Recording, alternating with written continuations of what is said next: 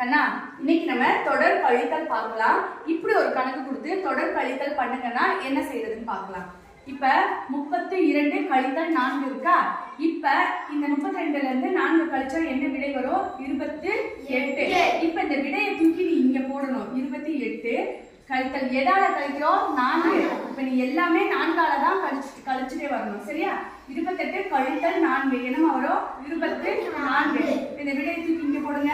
24 கழித்தல் 4 20. இப்ப இந்த 20 தூக்கி இங்க போடுங்க. 20 கழித்தல் 4 16. இப்ப 16 கழித்தல் 4 12.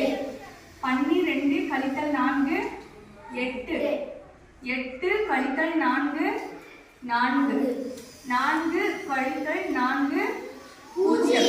இப்ப இந்த 0 வர்ற வரைக்கும் நீ கழிக்கணும். எப்பயுமே தொடர் கழித்தல்ல விடை